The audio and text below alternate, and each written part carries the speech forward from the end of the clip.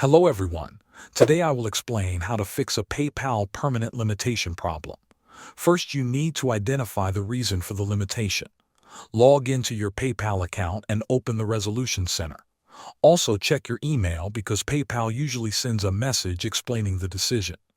Common reasons include policy violations such as selling prohibited items or breaking PayPal rules. Another reason can be identity issues such as incomplete or unverified account information. After understanding the reason, one important fix is to make sure your identity is fully verified.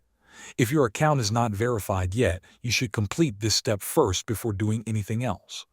Next, you should submit an appeal through the Contact Us page. You can message or call a representative.